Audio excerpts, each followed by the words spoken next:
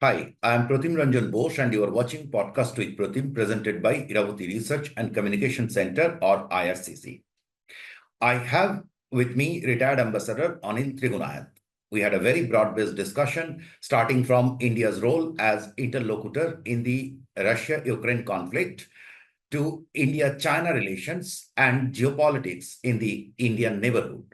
For the benefit of viewers, I divided the discussion in three parts, which will be aired sequentially. In this episode, that is part one, we discussed Prime Minister Narendra Modi's visits to Poland and Ukraine, which has come on the back of his visit to Russia and Austria. We tried to understand which way the Ukraine-Russia conflict is moving and what India is up to and why. Sir, let me just come to the first question. Sir, PM Modi hugged Zelensky the same way as he hugged Putin. Austria wants de-escalation. Poland was one of the biggest supporters once, but no more. Warsaw imposed restrictions on imports, agri-imports from Ukraine, and Zelensky accused Poland of helping Moscow's cause. They are not the only ones. Hungary is also opposing the war. There are two schools of thoughts on which the conflict would move, depending on who wins the election in the US. But overall, Europe is fatigued. The smaller economies are more fatigued. India is clearly taking its position as a mediator by virtue of its neutral foreign policy.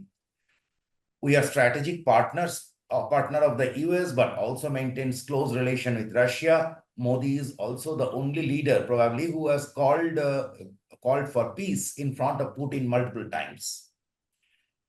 Now, that being so, the question is why Europe and US will accept Indian play in their backyard.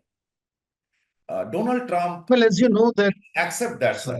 Yeah, Donald Trump may accept, but what about Kamala Harris? How do we gain out of this initiative?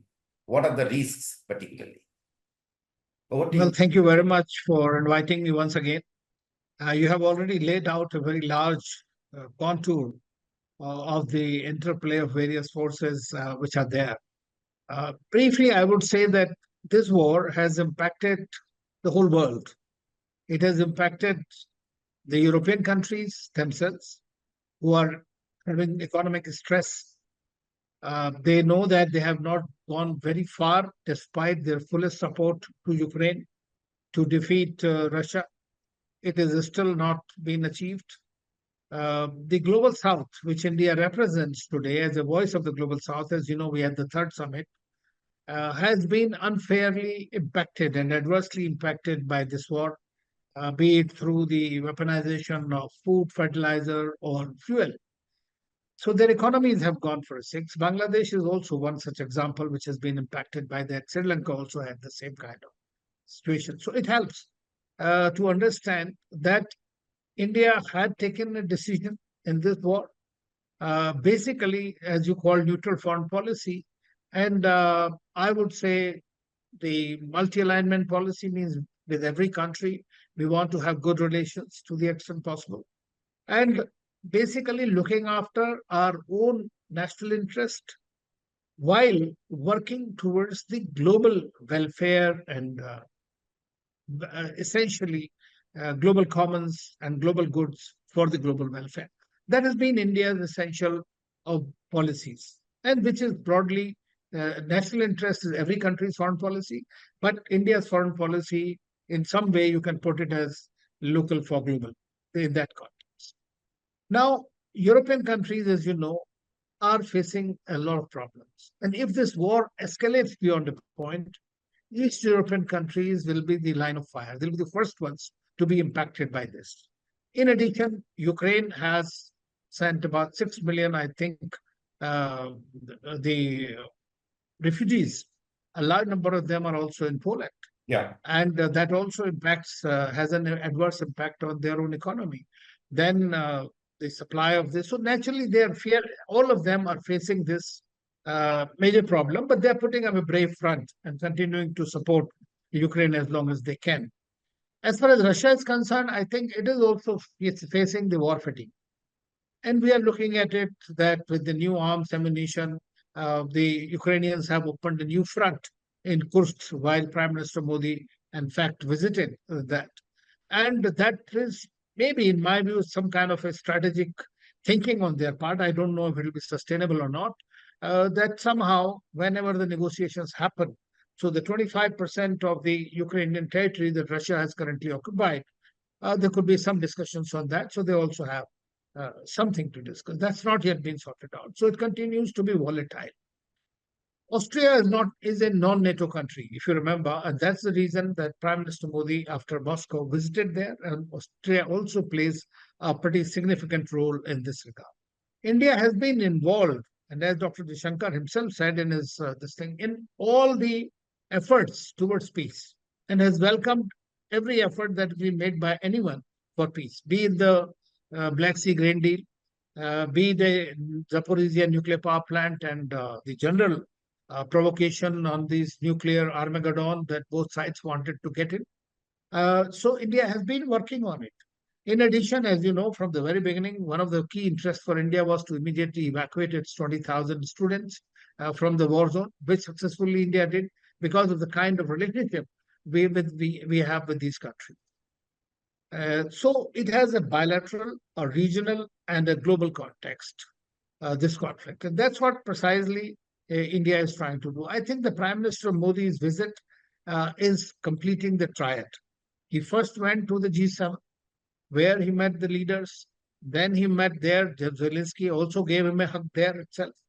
And then after some time, when all of them requested India to play a role and prevail upon President Putin to end the conflict, Prime Minister Modi went to Moscow for our bilateral as well as in this context. And he had a detailed discussion, which have not been made public, but Putin's position and red lines were very much clear to him then. And thereafter, it was logical for him to go to Ukraine once again. And this was a bilateral context because we had no visit of any prime minister. Otherwise, at his age, he's going at 10 hours, one way, 10 hours, there 7 hours discussion. You can imagine, I mean, it is not that easy for a prime minister to do this kind of things unless you are driven by the cause of peace. And that was one of the main reasons that he went there. Of course, these discussions were held. Ukraine has its own list of woes, both against India as well as Russia. And they, in details, as was mentioned by Dr. Jaishankar also, they discussed this war and its impacts in great detail. And I'm quite sure that they would have also told Prime Minister Modi exactly what are the red lines and how it can be done. Of course, they might feel a little bit emboldened at this stage because of this course success that they had partially. And so I think that they are thinking that probably they can get in much more. But I'm quite sure the generals know the reality on the ground and it will not that easy. One good thing that happened yesterday was exchange of prisoners on both sides, 115 each. So far, 3,520 prisoners have been exchanged by both sides. So with the help of the Emiratis and the Saudis and others. So this is something that's a good thing that is happening. Now, in my view, both sides want some kind of an end to this conflict. But on what terms and conditions is the major problem. And that's why job of a peacemaker is going to be very difficult. I have always said that the doors to this conflict or even the Middle Eastern conflict open only in Washington, D.C. We can act as interlocutors. We can't be the mediators because you don't have a big clout like that on both countries equally. But you can be a peacemaker. You can be an interlocutor. That's precisely what India is doing in this case. And I think in that context, PM Modi's visit was quite successful. They have agreed for the second peace summit. Ukraine has understood that if Russia is not part of that peace summit, that will not be successful again. Like last Swiss peace summit, we have seen India did not sign the joint communique that was issued. The reason was India said that for peace to happen, there should be two leaders, two parties. And so therefore now I think that Ukrainians want that. There is a possibility that India might even host the peace summit. If that happens, that will be a big feather in our cap, at least some effort. Nobody expected. I mean, one would be naive to think that in one visit you can resolve these conflicts and complex issues.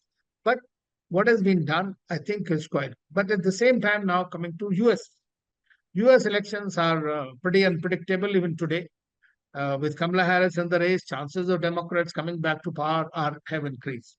But it is not only that one leader would want or the other would not want. The fact remains is that the US is also facing the pinch of this war. How long can you continue to? There is internal problems within the country about these to both the wars, not one, and they are going to have some kind of an impact on the outcome of the elections. If, for example, Kamala Harris comes, you could think that there could be more of the same, but with much less intensity, for the simple reason that there is a war fatigue that is setting in all the countries. Secondly, if Trump comes, he thinks he's a deal maker, he's a businessman, and he has said he will end this war in 24 hours because of his relationship with Putin, or he can talk to him, and he says this war would not have happened in the first place. And I subscribe to the thing that this war could not have happened in the first place if, instead of looking at it from the geopolitical lens, the United States could have been a little more far-sighted. When the Russians asked for some security guarantees. So instead, the NATO expansion has become a major cause for Russia's insecurities. And therefore, this kind of an action, which is not acceptable to anyone. India has never endorsed Russia's aggression against Ukraine. Okay. Sir, just one question here. You said that, you rightly said that it is, we have to look at it from the sequence of G7. And from there, he went to, and you were saying that you are assuming that the G7 leaders have trusted or entrusted Modi to break the ice or something. Now, at the same time, when Prime Minister visited Moscow, the US reacted very sharply. Whether it's I don't think that at official level, if I take the US ambassador statement, that then it is not merely, it is not a political rhetoric. Okay, it is the US state that is reacting. So how the two matches, and how will Democrats, they have an ideological issue with Russia. So in case, I'm sure what you are saying is that everyone is fatigued, economically particularly. So, and which has become the biggest issue, right? So how will, if Democrats win the US election, how do you think that they will deal? Because how can they just straight away go and do that? These are the two things. I mean, if they have entrusted, why did US react so sharply? Well, they have been, as you know, publicly, they have admitted to this. They were very unhappy with India's stance from the very beginning, that why India has not condemned. Then they were unhappy why we continue to import more and more crude oil, which even Zelensky yesterday, after Prime Minister Modi left in his press conference, said it. The fact remains is that, as I said in the beginning, the most important thing is your national interest as well. So that's what we are looked after. But then the peace is absolutely important and an imperative for a large number of countries that you tend to represent. And therefore, they understand that India has an excellent relationship with Russia. And in that case, they thought that India can leverage it because they are unable to reach out to Russia in that sense. It is only the conflicting relationship that they have. And therefore, I think the adversarial relationship. But at the same time, as you know, that when Prime Minister Modi went there was a NATO summit also happening at the time. And therefore, they thought that this was a direct affront to that. So some of them made these immature statements about Prime Minister Modi, questioning the timing of that visit. Now people are questioning in India about the timing of PM Modi's visit to Ukraine. I mean, there is never a bad timing for trying for peace. I mean, as simple as that. And I think that this is what you are doing, we are doing. What comes in the media, what comes in public domain is not the full truth. Not everything that has been understandings have been reached, because somebody has to work on peace. And that's why today both sides want India. Ukraine president many times said, Prime Minister Modi has met him on several occasions. Every G7 meeting, he has met him three times in past 3 years. He has also been talking about We have told Russia very clearly that this is not an era of war, that you can't have solutions on the battlefield. And, casualties of this young children who were killed in the missile attack. So I think that India has been very categorical and very straightforward in this approach. So I don't give much, I think, credence to the statements that are coming out. And personally, the U.S. ambassador here, I think he exceeded his diplomatic brief. That's how I look at it. Because when you are looking at working in a country, you're looking at it and talking about this, they forget that what they have done in Iraq, what they have done in Libya, what they have done in Afghanistan. So India does not look at it from a unifocal prism, any issue. If Russia has invaded, so have the Americans, so have the British, so have the Chinese in Vietnam.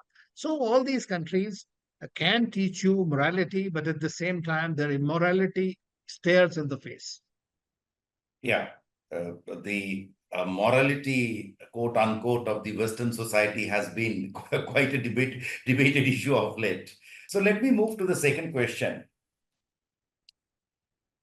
We are not yet discussing China, the big elephant in the room.